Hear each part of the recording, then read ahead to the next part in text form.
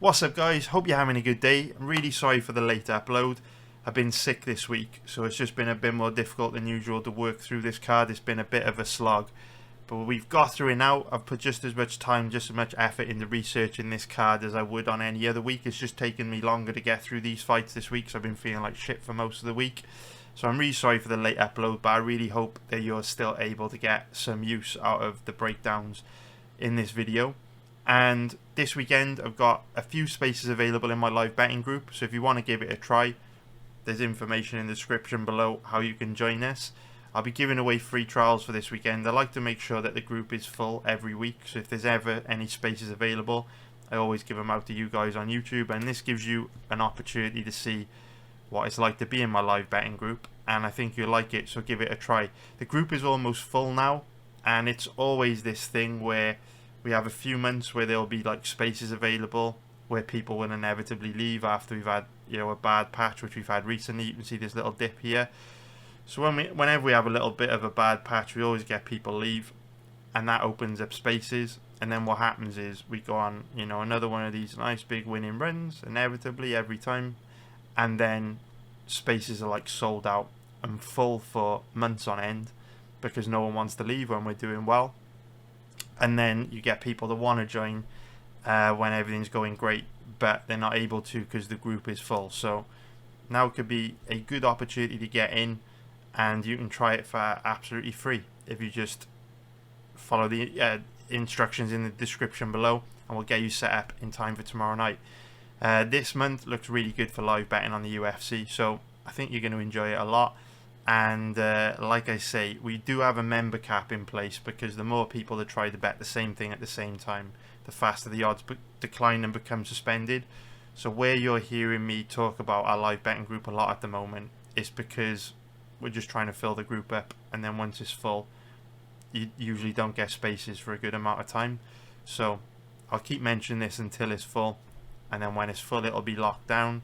And so I just mentioning this so that if you've been thinking about it for a while, thinking about giving it a try, don't sit on the fence any longer. Give it a try. Doesn't cost anything because it's a free trial, and you can see what it's all about, see if it's right for you, and get in before we hit the member cap, and the opportunity probably goes for a few months. But remember, there are only a small amount of spaces available, so I'll do it on first come first serve. And yeah man, that's all I got for now. Let's get into the breakdown videos. So the first fight that I'm going to get into this week, first fight we're going to break down, let's break down the fight between Tuivasa and Marcin Tybura.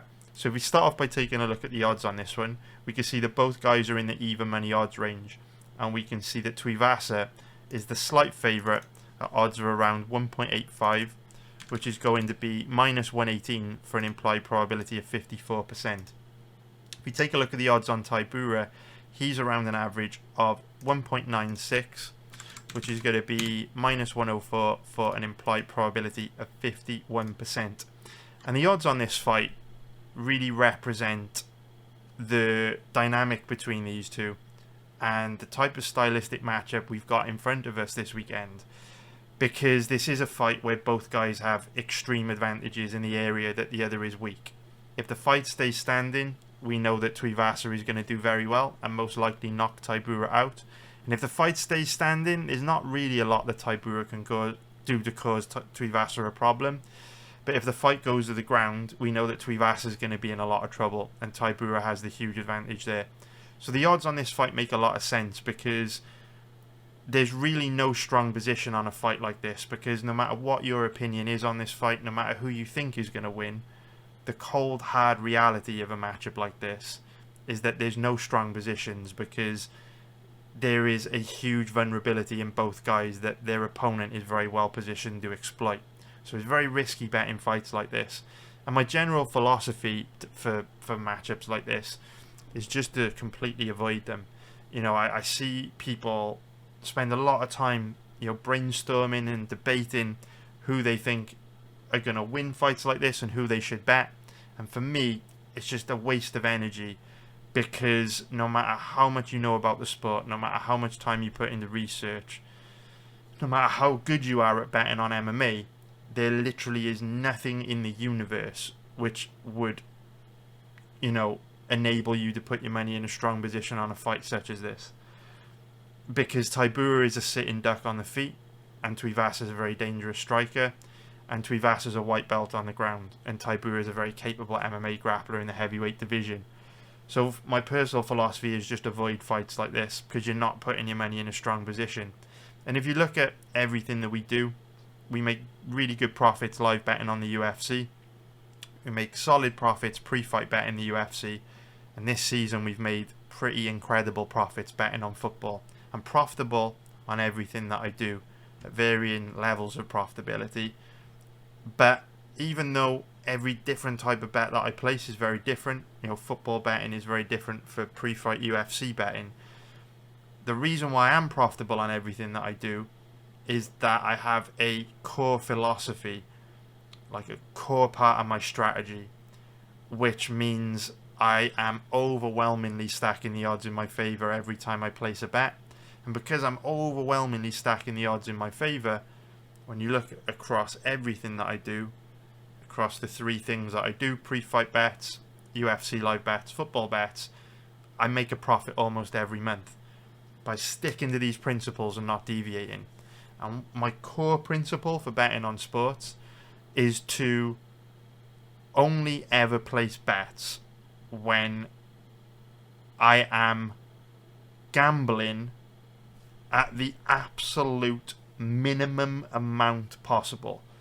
Because when we think about gambling, right, what's gambling? How do you define gambling, right? Gambling is all about taking risks. It's about taking a risk. But there's different degrees of risk you can take on. You could take small gambles where there isn't that much risk. Still some risk. There's always going to be some risk, but not that much risk. Or you can take big gambles, right? Where, you know, you play the lotto. And what are your chances of winning the lotto? Probably like 1 in a million or something. Probably less than that. Or you could take, you know, really small gambles, right? Like I'm going to bet on the sun to come out tomorrow morning, right? Close to 99.9999999% chance that's going to happen. There's different degrees of gambling. Whenever I place a bet, it doesn't matter what it is, from football to pre-fight bets to UFC live, I want to make sure I am not gambling that much, and I have a lot of information available to me on how my bet is most likely going to play out. I want to be placing bets where I know I'm going to win with quite a high degree of certainty, quite a high amount of conviction.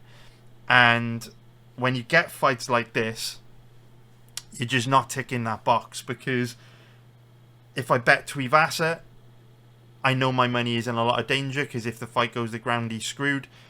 And if I bet Tybura, I know my money's not in a strong position because, well, for a lot of reasons actually. Let's get into it, shall we? Let's just talk about this in a little bit more detail. But yeah, that's my philosophy. So when I see a fight like this, I think people waste a lot of time and energy on fights like this, where from my perspective, you know, you get 12 to 14 UFC fights to bet every week. God knows how many fights in other promotions to focus on. And you can bet and live bet every other sport in the world. So a lot of the time, that energy that gets put into trying to cap fights like this, bet fights like this, I feel it's a bit of a waste of time, because there's better opportunities to focus your energy elsewhere to make money. This is my personal philosophy. So if we consider how these two match up from a stylistic point of view, let's first of all talk a little bit about the tail of the tape. Tuivasa's 31 years old, 6'2" with a 75-inch reach. Tybura, 38 years old, 6'3", with a 78-inch reach. So we can see there's a couple of X factors on this one. The first one being that Tybura's got a little bit of a reach advantage, but I don't think it's going to help him all that much in this fight. He doesn't really know how to use his reach, and other than maybe helping him stay out of, you know, Tuivasa's range a little bit when they're in boxing range, I don't see it helping him that much. And there will be times in this fight where Tuivasa's not going to respect the distance anyway and just kind of hulk out and blitz forward. And the 3-inch reach certainly isn't going to help Tybura from, you know, staying out of a range where Tuivasa can ding him with his big blitzing combinations. But the age is a more notable factor in this fight, where Tybura at 38 years old is going to be 39 years old later this year. That's quite old. Even in the heavyweight division, that's quite old. So you'd expect Tybura to be at the stage in his career where he is starting to decline. And when we look at Tuivasa, he's only 31 years old, so he's still a baby actually for the heavyweight division. Tuivasa should be making big improvements from fight to fight. And that's a bit of the conversation in this breakdown and with this fight, to be honest, because I feel Tuivasa is one of these guys that has never really lived up to expectation. It's just one of those situations where in order to reach the highest level of the sport, you can't have any major weaknesses. Like, if you think about all the great champions that we've had in MMA, guys like George St. Pierre, guys like John Jones, Alexander Volkanovski, Jose Aldo, you know, all these guys, right? In their prime, they didn't have any weaknesses. You know, tough, good chins, good cardio, good grappling, good takedown offense, good striking. You very rarely see a UFC champion that has a huge hole in their game. And so that's why I think Tuivasa's never lived up to expectations, because he does have good cardio despite his appearance, or despite his body type, I should say. He is tough as nails. He does have a strong will to win. He does have a granite chin. His striking's all right. It's not as good as people think it is, but it's all right. But the fact that his takedown offense and ground game is so poor is really going to hold him back, and has held him back, because whenever he's got into that title conversation, into that top 5 picture, his grappling has been his downfall. And what's really disappointing about Tuivasa is that you would have expected him to have improved during his time in the UFC, right? Because he came into the promotion in his early 20s, 7 years ago, and he's had a lot of fights. And when he came into the UFC, his takedown offense and ground game was very bad. But he was young, and you'd expect him to have huge holes in his game. And it wasn't a huge issue, because there's not that many really good MMA grapplers in the heavyweight division, and Tuivasa had time on his side. We've seen him go do AKA, train with guys like Daniel Cormier, Khabib, Cain Velasquez, and despite his time at AKA, his takedown offense and ground game didn't really improve at all. And now, you know, when you look at Tuivasa's preparation for this fight, you see him talk about how hard he's been working on his wrestling in his fight week interviews. On his Instagram, he's posting footage of his grappling. But for me, it's very difficult to take this seriously, because he did spend a long time training at AKA, and his takedown offense and grappling, it just didn't improve at all. So I'm really skeptical as to whether Tuivasa's grappling is going to look any better this weekend. And it's a bit of a shame, because at 31 years old, he is young for a heavyweight. He's still young enough to make big improvements from fight to fight, so he could show up with much better takedown offense and a much better ground game than usual this weekend. But for me, if a fighter has shown very little improvement in 7 years, at the age of 31, what are the chances of them improving now? Like, for me, if Tuivasa was going to make big steps forward, you'd think he would have come in his 20s, not his 30s. So Tuivasa's been a bit of a letdown for me, and he's never going to be in the title picture unless he sorts out his takedown defense, because it's horrendously bad. So in terms of how these two match up on the very specifics of the styles, if the fight stays standing, Tuivasa is going to cause Tybura a lot of problems. We know Tybura is a little bit chinny. It doesn't take much to rock him. And we know that Tuivasa's got true legit one-shot power in his hands. Granite chin, good cardio for the division, and just a bit of a monster on the feet. When we think about Tybura, we think about a heavy-handed knockout artist. But actually, Tuivasa's... I might have said Tybura then. What I meant to say was, when we think about Tuivasa, we think of a heavy-handed power puncher, a boxer. But actually, Tuivasa's biggest strengths are his leg kicks. He's got devastating leg kicks, and he can inflict major damage with them. And because he's so durable, because he's got such a good chin, he doesn't mind getting inside, eating a shot to dish out one of his mega leg kicks. Guy's got really, really nasty leg kicks, and for a guy like Tybura that likes to bounce around a bit, likes to be a little bit light on his feet, is a little bit slow though, a little bit clunky, Tuivasa can have tons of success with his leg kicks in this fight. The problem for Tuivasa throwing leg kicks in this fight is that obviously when he throws kicks, he's going to be a little bit off balance. And when he throws kicks, there's the potential for Tybura to catch one of those kicks, turn it into a takedown. But the leg kick's definitely going to be an issue for Tybura in this one. And so is Tuivasa's boxing. There's not really a lot that Tybura can do to cause Tuivasa a problem on the feet. Tybura doesn't have much power in his hands. He's not that technical. I think Tybura is going to be in a lot of trouble if this fight stays standing. But if the fight goes to the ground, Tuivasa is like white belt level. He's got no ground game at all. The guy is truly awful. So while Tybura isn't that dangerous on the ground, the skill gap is so big that if the fight does go to the ground, I think Tuivasa is at significant risk of being finished just because he's so bad that he doesn't know how to defend himself. Like, you could easily see Tybura mounting him, putting him in a bad position, and then Tuivasa is going to be defenseless. So the real question behind this fight is, what's the probability of Tybura getting this fight to the ground and causing Tuivasa a problem, right? Because we know if it stays standing, Tuivasa's gonna have a good night. And the problem with a guy like Tybura is that he's one of these really frustrating fighters who, even though he'll have an advantage on the ground and he'll know he'll have an advantage on the ground in this fight, all too often he screws around on the feet for way too long, messing around with striking. And Tybura is the exact kind of guy who will get himself knocked out before he has a chance of getting the fight to the ground. So Tybura is frustrating like that, which is why it's a very difficult fight to bet, because my lean on a matchup like this will always be with a grappler. I would always prefer to bet Tybura in a fight like this with your gun to my head. And my logic being, Tybura having the grappling advantage means he has the ability to take Tuivasa's advantages away from him, in the sense that even though we know Tuivasa has got an advantage on the feet, he's not going to be able to use that advantage if Tybura puts him on the ground. Now, I understand that Tybura is not going to be able to use his grappling if Tuivasa sends Tybura to the Shadow Realm and knocks him out. I do get that. But for me, if I'm thinking about a 25-minute fight, I want to be betting on the guy that has the ability to dictate where the fight takes place and control where the fight takes place.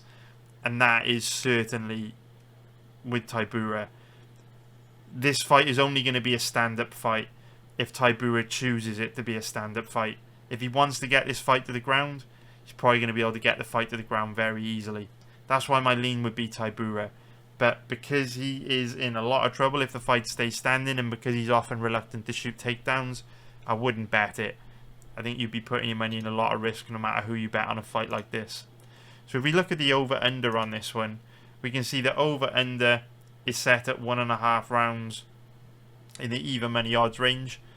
Again, similar to the money line odds on this fight.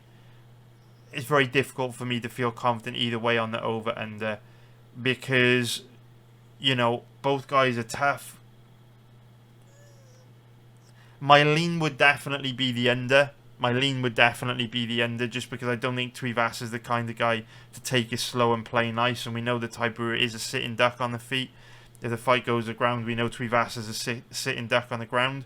So whenever you've got a fight like this where both guys have extreme advantages in the area that the other is weak, I think a relatively quick finish is always quite likely. But I don't love the under enough to bet on it, because 7.5 minutes isn't very long in a 25-minute main event, especially when both guys may start a little bit slower to pace themselves. I would imagine Tybura will try to avoid engaging on the feet, which could run the clock down a bit. And if Tuivasa does get taken down, maybe his ground game has improved to the point where he'll be better at defending himself than usual. And then you throw into the mix the fact that Tybura isn't like crazy dangerous on the ground, and you could see this fight creeping up to that 7.5 minute mark. So I wouldn't bother with the over-under on this one. In terms of the prop bets, Tuivasa by knockout or TKO, pretty steep odds on that. Tybura by decision at 6.0 is interesting, although he does favour ground and pound. Let me just fact check that. Yeah, ground and pound. yeah, he doesn't really try to submit guys. He puts them in a bad position on the ground and then looks to stop them with strikes. Or at least that's been the story of his UFC career. Obviously, he did get submissions earlier in his career, but he seems to favour ground and pound these days. So that's actually quite tricky. Yeah, I would probably give the props a miss on that fight, because for me, the odds on either guy to win by knockout or TKO, they're a bit shit. I would just think it would be better to pick a side and bet someone on the money line, because there's not a massive difference between the money line odds on these two and their odds to win by knockout or TKO. So I would do that. So I hope you found that breakdown useful. Now let's get into the next fight on this card, which is going to be Loosa against Bryan Battle. So if we start off by taking a look at the odds on this one, we can see the Battle is a pretty big favourite at average odds of around 1.56, which is going to be minus 179 for an implied probability of 64%. If we take a look at the odds on Loosa, he's around an average of 2.55, which is going to be plus 155 for an implied probability of 39%. So Loosa is 29 years old, 5'10", with a 74-inch reach, and Battle is 29 years old, 6'1", with a 77-inch reach. So bit of a size and reach advantage for Battle. Nothing too major, but nice to have a 5-inch reach advantage. And it's not a 5-inch reach advantage. Nice to have a 3-inch reach advantage than to not have a 3-inch reach advantage. So this is an interesting matchup because there are signs that Bryan Battle is improving in an area that is likely to cause Loosa big trouble, but we don't have enough footage to be like really confident into the degree in which Battle has improved. So the way I see this fight is both guys are primarily strikers, and if the fight stays standing, Loosa is in a lot of trouble. Battle is mean, nasty, aggressive, bigger, true legit knockout power, fights at a high pace, and while there's nothing wrong with Loosa's striking, he's reasonably technical, he just doesn't land with the same impact that Battle does. He's not as aggressive as Battle. He's also quite chinny. He gets rocked, wobbled and dropped a lot, and we know that Battle is just very fierce on the feet, very durable, very dangerous, loves a war, loves a scrap, and if the fight stays standing, neither of these guys like to take a backward step, and if they meet head on, I think Battle is going to be able to hurt Loosa a lot more than Loosa's going to be able to hurt him. I just give Battle quite a big edge if this fight stays standing. But the problem with Battle is that in the past, his takedown defense and ground game has looked extremely bad. So if we bring up the Fakredinov fight to highlight the point I'm trying to make, we can see lots of red flags on the ground. Now I'm going to skim through this very, very quickly so this breakdown doesn't end up being super long. But basically, early in round one, we see Battle give up a very cheap takedown here, which he flies to the ground. And then, you guys know me, it's not a deal breaker, or I don't think it's a deal breaker if a guy has bad takedown defense, so long as they can work their way back up to their feet quickly. That's not the case with Battle. He immediately goes to close guard and then just kind of lies on his back, doing mostly nothing for like a long time. And in this position, you know, when he's close to the cage, again, I don't want to make this breakdown super long, but in this position, he should be trying to wall walk and use the cage to wall walk back up to his feet. But instead, he just hunts for long shot submissions off his back instead of trying to get back up to his feet, which just enables Fakredinov to hold him down. And it's taken him about 3 minutes to work his way back up to his feet, when he had opportunities earlier in the fight to get, or earlier in the round to get back up to his feet, because Fakredinov was giving him a lot of space from top position where he's posturing up and going for ground and pound, and rather than Battle using that space to stand back up, he decided to hunt for long shot Kimuras, arm bars, triangle attempts. Here you see him give up another very cheap takedown. So 1:20 left to go in the round. Very, very weak off his back. So into round 2. Round starts. Again, gives up a very cheap takedown here. And again, just goes to close guard. Hunts for long shot submissions off his back. But ultimately, Fakhretdinov holds him down for like 2.5 minutes. Battle gets back up. Attacks with a choke instead of trying to defend the takedown. And all that happens is he winds up on the bottom and basically pulls guard, drags Fakhretdinov on top of him. Around 1 minute 40 left to go in the round. And then spends the rest of the round on the bottom, again hunting for long shot submissions. If we go into round 3, similar sort of story. Gives up a cheap takedown early in the round. Actually doesn't, he gets knocked down, apologies. But Fakhretdinov jumps into his guard and again just controls him from top position for the majority of the fight. Or majority of the round and the fight. Again, gives up a cheap takedown there. Just dominates him, right? So, battle, again, I skimmed through that quickly just so you could see it. I didn't want to make this breakdown super long. So, Bryan Battle's got this huge weakness in his skill set, similar to Tai Tuivasa, that any semi-capable MMA grappler is going to be capable of exploiting. If you take Battle down, he's very easy to hold down. Despite the fact that he's big and powerful and scary on the feet, that physicality doesn't translate to his grappling or ground game. And so, even though I give Battle quite a big advantage when it comes to striking, Loosa does have a clear and obvious path to victory in this matchup with his grappling. Now, Loosa is a good offensive wrestler. He's got nice timing on his takedown entries. He shoots a decent number of takedowns as well, to be fair. Even though he's a striker, he does shoot a reasonably good amount of takedowns. The problem with Loosa is that Loosa's very much got the same problem that Mateusz Gamrot has got, that we saw last week against Rafael dos Anjos.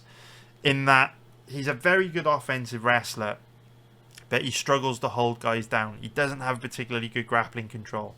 And so what you see from guys like Gamrot, guys like Loosa, is that they're very, very good at taking their opponents down, but they struggle to hold them down. And usually their opponents can work quickly back up to their feet.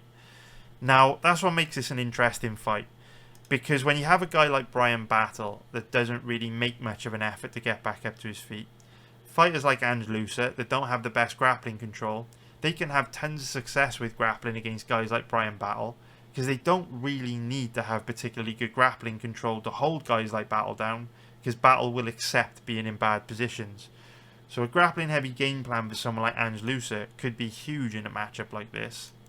The problem with this fight is that Battle fought a wrestler in his last fight, AJ Fletcher, and his takedown defense did show signs of making some pretty huge improvements. The problem is the fight only lasted just under 10 minutes, so it is inconclusive as to the level at which Battle has improved his takedown defense. But with this matchup, we're in a situation where Loosa has definitely got the wrestling to take Battle down, but because Loosa's grappling control is bad and Battle showed signs of big improvement to his MMA grappling against Fletcher, for me, I'm a little bit nervous betting on Loosa in this fight, because if Battle has improved his ability to work his way back up to his feet, and there's no reason why he can't, because he's young, he's strong, he's got great cardio, then Loosa doesn't have particularly good grappling control, so he will struggle to hold Battle down, and if the fight stays standing, I think Loosa's in a lot of trouble. So it is a tricky matchup for betting, because if you look at any of Loosa's past fights, and you look at the Fakhretdinov fight for Battle, then Loosa seems really good value at underdog odds, because you'd think he'd be able to get Battle down and hold him down. But there are strong clues in the Fletcher fight. The Battle's made big improvements to his takedown offense and ground game. And these fights were quite far apart. They were like 9 months apart. And for a guy like Battle, you know, he's young, he's hungry, he's going to be like 27 years old when he fought Fakhretdinov. Probably learned a lot of harsh lessons in that fight against Fakhretdinov. And a young, hungry bull like Battle can improve very, very quickly, especially when you're as big and as strong as he is. So, this is one of those fights where there's like big gaps in information, a lot of uncertainty as to how this one's likely to play out, because we don't know where Battle is with his takedown defense and ground game right now in 2024. Because if we think about it, you know, this fight was in September. This fight was in September. This fight against Fakhretdinov was the last time we saw Battle's takedown defense and ground game exposed. But this fight was like a very long time ago now. You know, it was over a year ago. And a lot can change in a year, especially when you're this young. So the way that I would look at this fight is, if you really, really want to bet this fight, I think Loosa definitely gives you the better risk to reward ratio. I wouldn't feel comfortable betting on a big favourite in Battle. Wouldn't feel comfortable betting on a fighter in this odds range where you're getting such a low return for the money you put at risk, when we know he's got that huge weakness in his skill set. But based on the AJ Fletcher fight, I have a feeling his takedown defense and ground game is a lot better than he used to be. And if that's the case, he can likely cause Loosa big problems.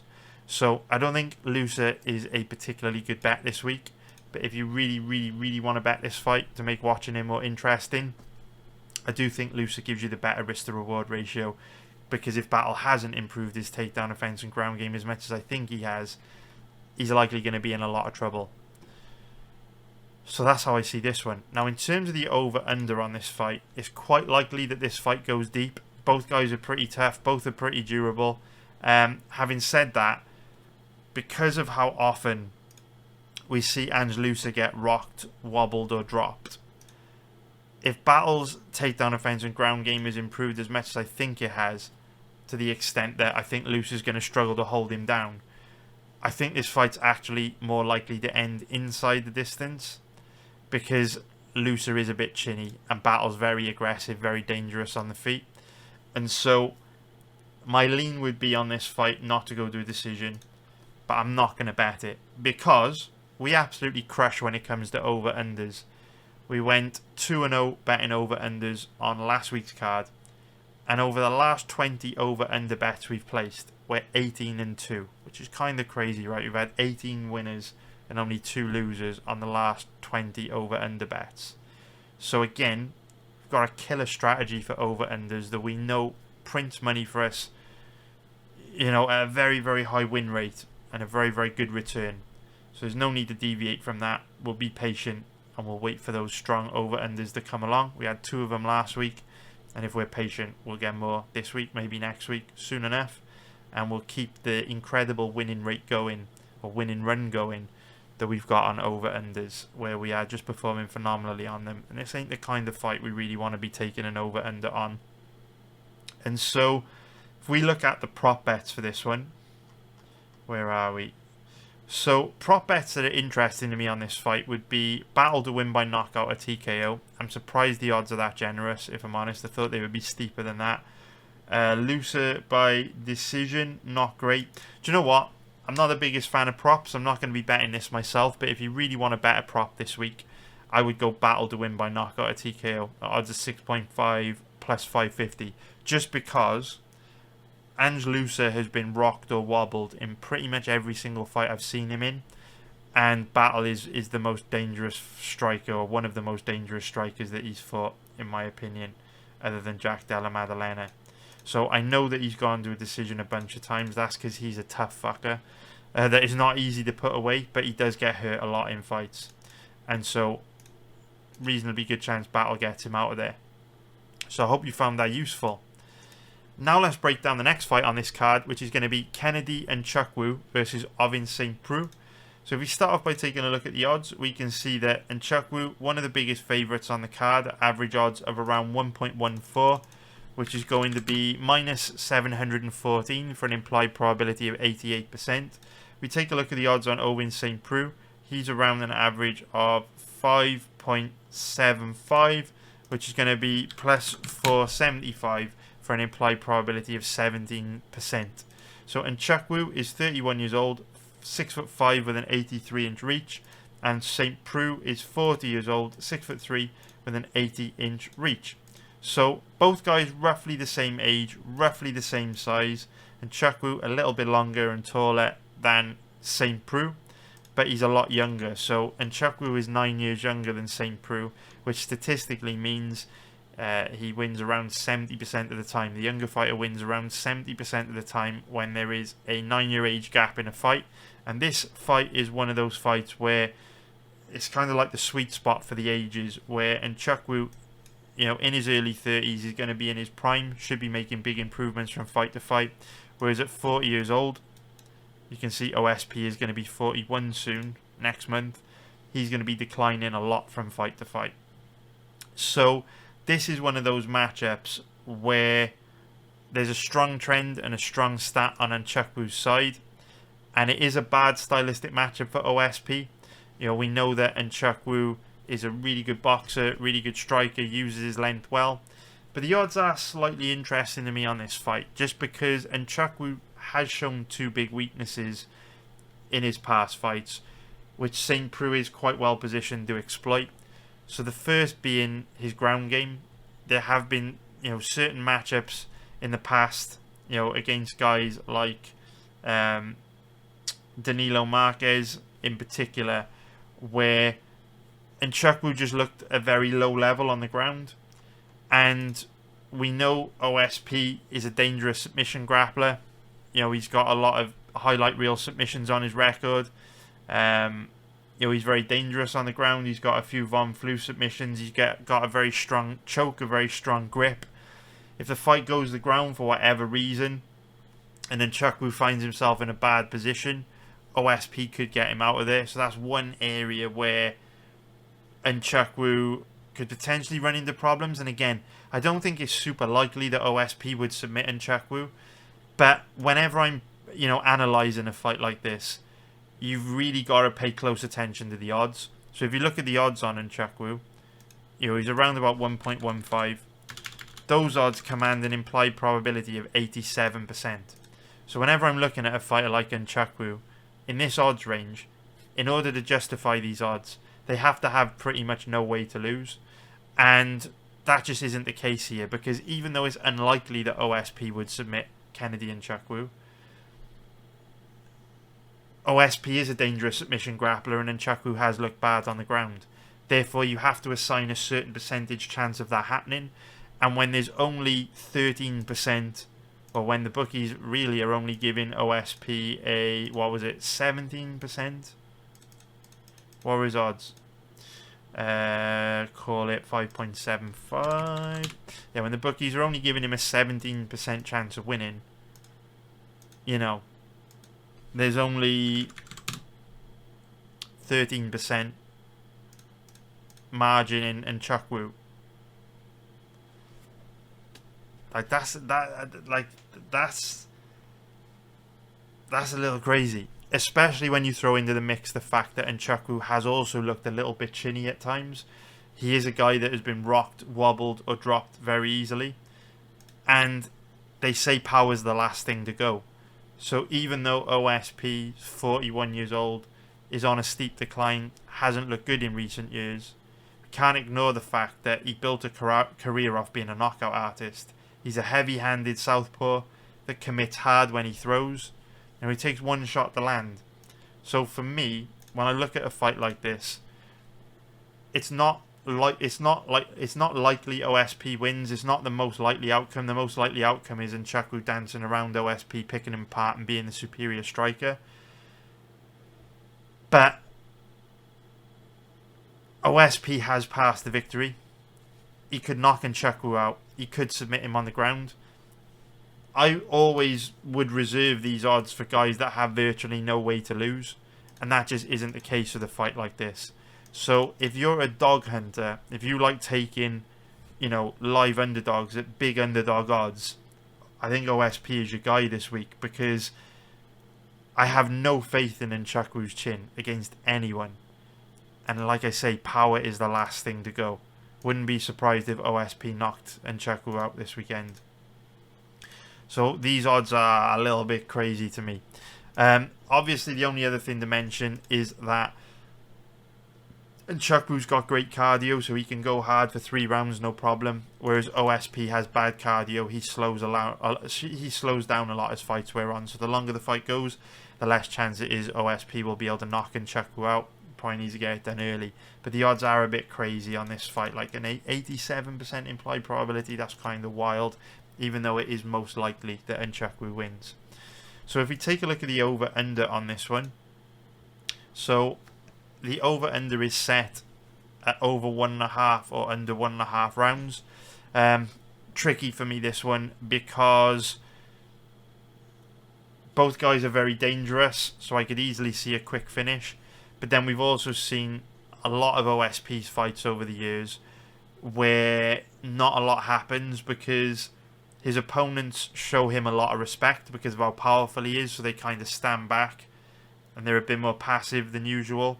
And OSP doesn't do a lot in some fights because he doesn't want to gas himself out, so he fights at a very slow pace to pace himself across the 3 rounds. So this is one of those matchups where you could see a quick finish because of how dangerous both guys are, but you could also see a bit of a chess match where Nzechukwu is afraid to engage because he respects OSP's power, and OSP isn't really going to take the fight to Nzechukwu because he doesn't want to burn himself out, gas himself out. He's going to wait for Nzechukwu to come to him, then look to load up and catch him with a big counter. So the over-under is a little bit tricky on this one for me. I would avoid it. In terms of the prop bets on this fight, in terms of the prop bets, in terms of the props,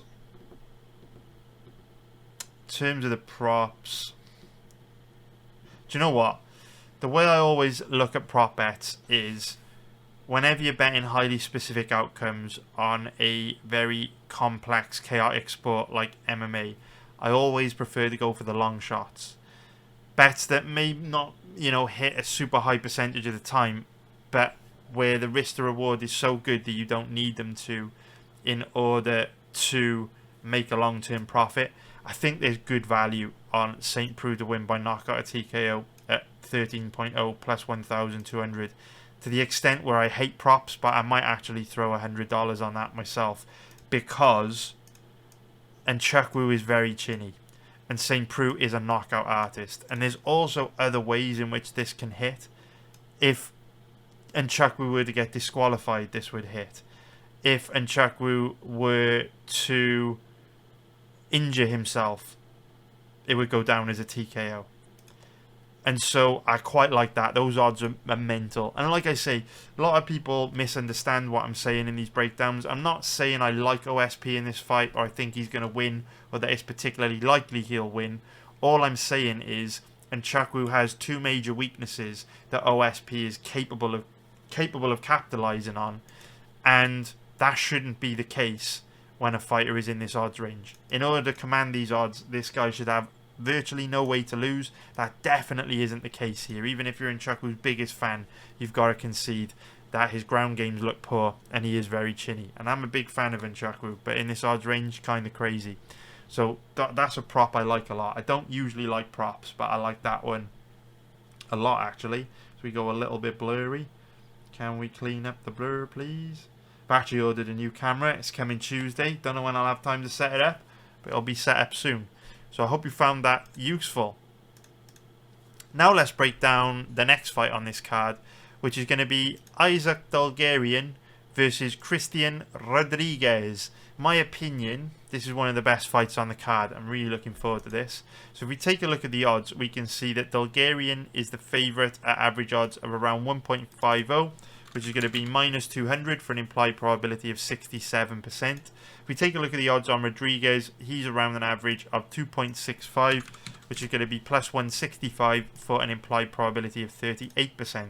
So Dulgarian is 27 years old, 5'7", with a 71-inch reach, and Rodriguez, 26 years old, 5'7", with a 71-inch reach. So both guys roughly the same age, exactly the same size, and it's an interesting fight. It's interesting because we don't really know very much about Dulgarian. He's only had 6 pro fights, and every single one of them has ended very, very quickly. You can see that the longest one of his fights has lasted is about 5 minutes. Prior to that, even his amateur career, his fights ended very quickly. Now, a part of that is because the majority of guys he's been facing are pretty low level. But another part of why Dulgarian's fights are ending so damn quick is because he looks really, really good moves well on the feet, good boxing. His MMA grappling looks really, really, really good. And so he does look like he's the total package. Dulgarian's one of these guys where there's nothing to be really critical of. He just looks very solid everywhere. Unfortunately, because he's very good and because he's faced a reasonably low level of opponent, we haven't really seen him tested or put in any bad positions. So we don't know what his takedown offense is like. We don't know what he's like off his back. We don't know what he's like if he gets hurt on the feet. We don't know what his cardio is like. So we just don't know. We don't know. He could be the best fighter in the division. He could be the worst fighter in the division. We just have absolutely no idea. So the good news is, even though we don't know very much about him now, which makes it difficult to bet his fights, I think we're going to learn a lot about him this weekend because Christian Rodriguez is a really good test. This is a big step up in competition for Dulgarian, and Rodriguez is absolutely legit. I'm a big fan of Rodriguez, and he is the exact kind of guy we need to see Dulgarian face to gauge how good Dulgarian is. Because when you look at Rodriguez, he's one of those guys that doesn't really have any weaknesses, but he's proven not to have any weaknesses. He has great cardio, he fights at a high pace, he's tough, he's durable, he's got a great chin, his striking's reasonably good. He is not easy to take down. Like, his takedown offense isn't the best, but Rodriguez, very good at defending himself on the ground, does a good job of working his way back up to his feet. He's a very well-rounded, solid fighter that can go hard for 3 rounds. So Dulgarian will properly be tested this weekend, which means we're going to get to learn a lot more about him. And I'm looking forward to learning more about him because I think Dulgarian could be really special. However, how often do we see these young, hungry, up-and-coming bulls who are undefeated, have blown through everyone, smashed through everyone on the regional circuit? They come into the UFC, they get some impressive wins where they just dominate their opponents and look excellent. But then they face that step up in competition, they start to struggle, and then they don't turn out to be quite as good as we thought they were. Joe Pyfer, reasonably good recent example of this, although I still think Pyfer is very, very good. But people were talking about him being a future champ and all this stuff, which he might be.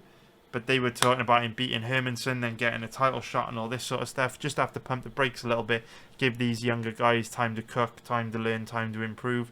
So we'll see where Dulgarian is this weekend. This is a very difficult fight for him. Christian Rodriguez, no picnic. He's very good. Both these guys look very good. But Rodriguez is proven to be very good. The jury's still out on Dulgarian, in my opinion. So what does all this mean from a betting point of view?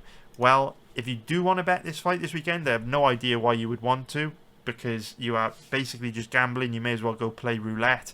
Dulgarian's a complete unknown. But if you really, really, really want to bet this fight, you have to take Christian Rodriguez. He's the underdog. He gives you a better return for the money that you're putting at risk.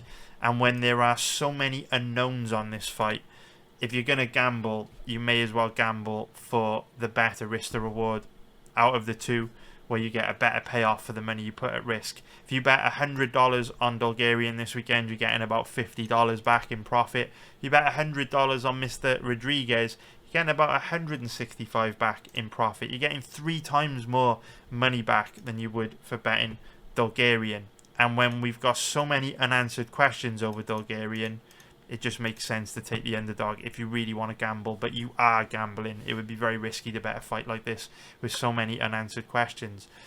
So in terms of the over-under on this one, my lean would be the fight going deep. Like I said, I think Dulgarian is going to get tested this weekend. If there is a finish in this fight, I think it'll be Rodriguez finishing Dulgarian. I think it'll be one of those situations like a Terence McKinney where Dulgarian completely gets exposed and struggles very, very bad. I don't think that's going to happen. I think Dulgarian is going to be pretty good. But I don't think Dulgarian is that likely to finish Rodriguez. Rodriguez, tough as nails, absolute dog, typical Rufus Sport type guy, tough as nails, well-rounded, reasonably good everywhere, never been finished, total and utter dog.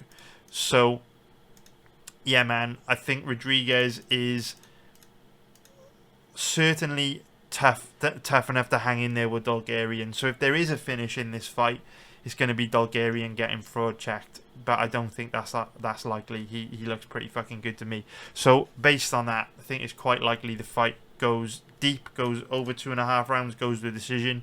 Because there's unanswered questions over Dulgarian, and I don't want to recklessly gamble, I wouldn't bet that, but I do think that's the most likely outcome.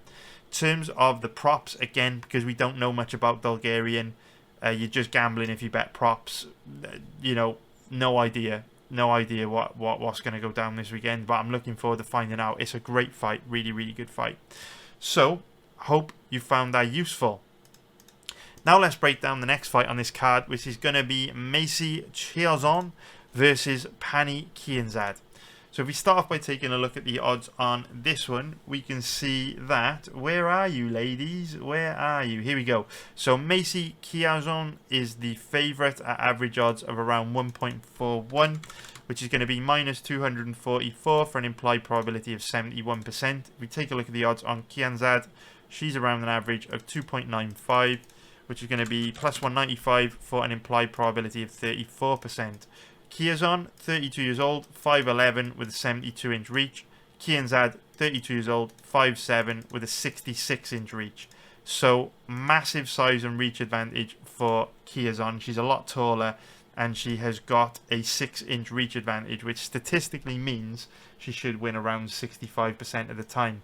If we go to the weigh-ins for this card, we can also see the size difference. Now, you don't get the best camera angle on this one because the camera is kind of behind Kianzad, but you can still see, speaking of size differences, Chelsea Chandler's got a decent size advantage there over Josiane Nunes. But if we scroll through to Chiasson and Pani, you can see a decent size advantage there for Chiasson. And again, the camera is kind of behind Pani, so the size difference is probably bigger than it looks in this shot. Just the angle will make the size difference not look as big as it actually is. So Chiasson looks a lot bigger than Pani there to me, and you can kind of see it as they walk off. That's quite a good shot there that illustrates the size difference between these two. So the size, the reach, does give Chiasson a pretty big edge in this fight. So in terms of how these two match up from a stylistic point of view, it's a classic striker versus grappler matchup. If the fight stays standing, I actually think it's likely to be pretty competitive. Even though Kianzad is the striker, I wouldn't say she's got a huge advantage over Chiasson when it comes to striking. Chiasson's striking is not bad. I actually think the fight will be probably pretty close if it stays standing. But if the fight goes to the ground, Chiasson has got an enormous advantage. I'll show you some clips to highlight how big of an advantage she's got. Now, Chiasson went through a phase. Remember in the Tuivasa versus Tybura breakdown, we were talking about Tybura being one of these frustrating guys that often doesn't grapple enough and is at risk of being knocked out before he gets a chance to grapple. Well, Chiasson went through this phase in her career where she was a little bit like that, and she used to fuck around on the feet a lot and not really try to grapple much, and she was very frustrating to watch.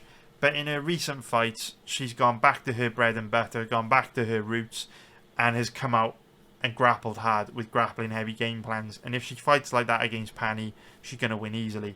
Because Pani Kianzad, similar to Brian Battle against Fakhretdinov, is one of these fighters that just has no takedown defense and absolutely no ground game, similar to Tuivasa as well. We've got a few fighters like this on the card this weekend. We've got Battle, got Tuivasa, we've got Pani, but yeah, Pani Kianzad just very, very, very low level on the ground. So again, I don't want to make this breakdown super long, so I'll just skip through it, just so you can kind of get the gist of what I'm saying.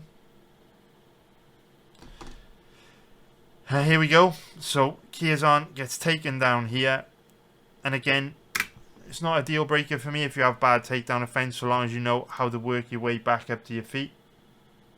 Not the end of the world, but we can see here Pani just very, very weak off her back. So she gets taken down about a minute into round one, just kind of holds on to Vieira from the bottom, doing a whole lot of nothing, and just gets held down for the whole of the round, which isn't good. Then into round two,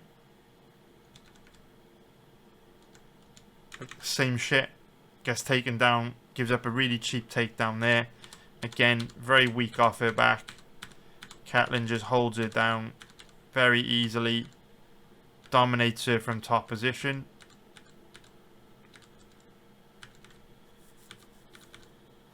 You get the idea, right? And in round 3, same shit. Pani gives up a cheap takedown.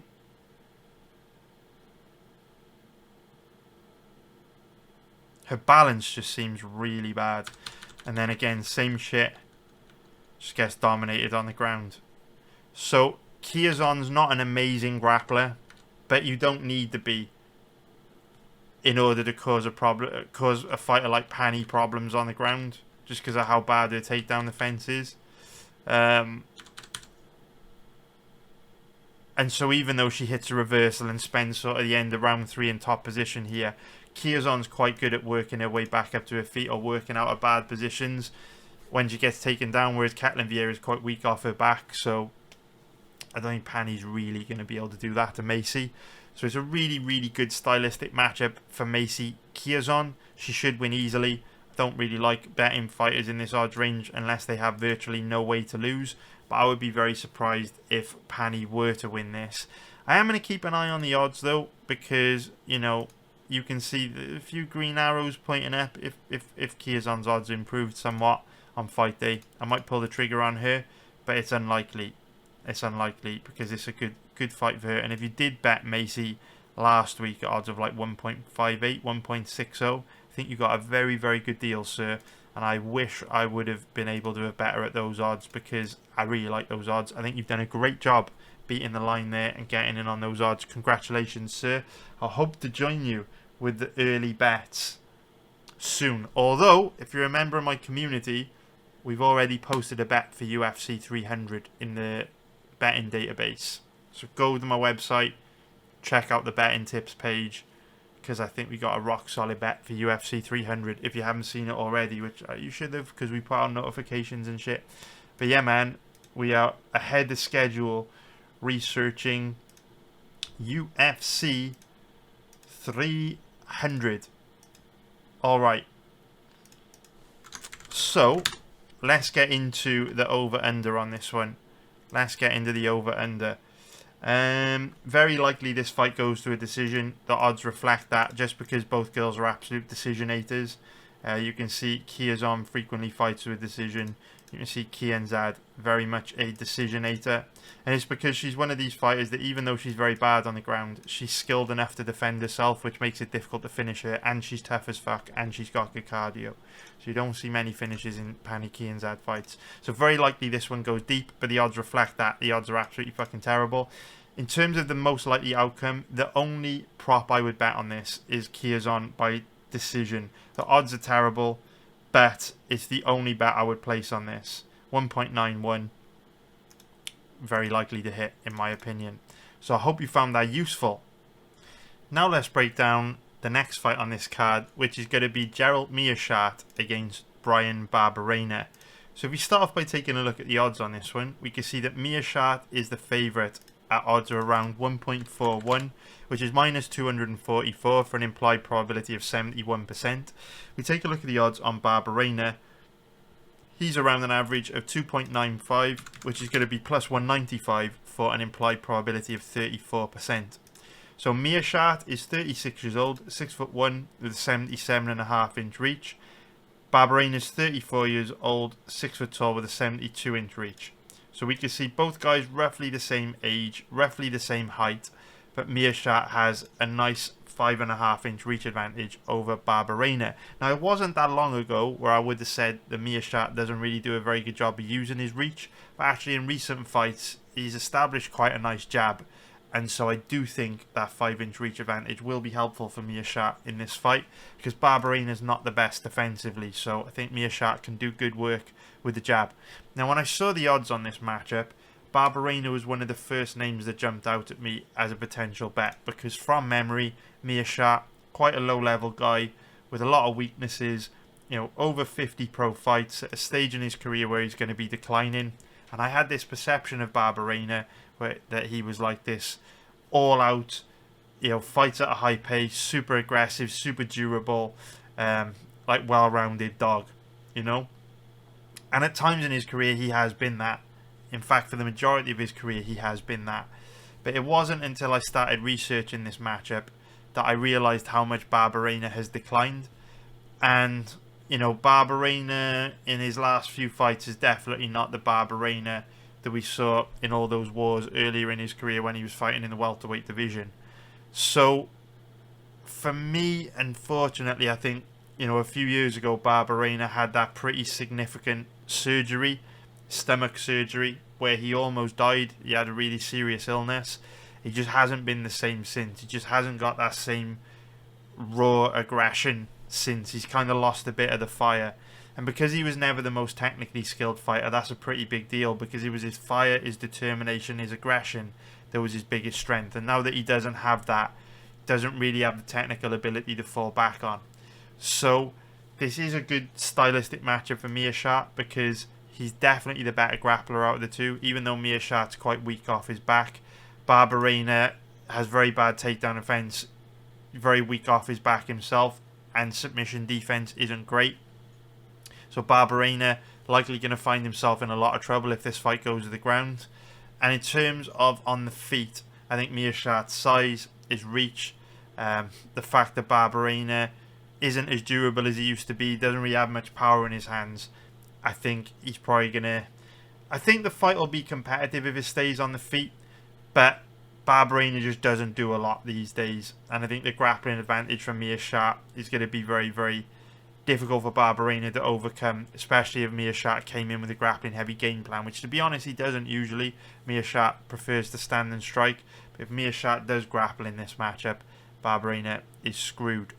So in terms of the over-under on this one, I do think the fight is very likely to go deep, just because both guys are pretty damn durable. So I do like the over 1.5 rounds on this fight. I think it's pretty likely to hit. I'll probably be betting that myself. In terms of the props, I think Meerschaert by decision is the most likely outcome. 4.0 plus 300. So if you are gonna bet a prop this weekend, you want to make betting this fight a little bit more interesting, I would take Meerschaert by decision. So I hope you found that breakdown useful. If you like this video, please hit the like button, subscribe if you haven't already. I hope you crush it this weekend and make loads of money. Thank you so much for watching. I love you all. Take care, and I'll see you very soon. Nice one, guys. Bye.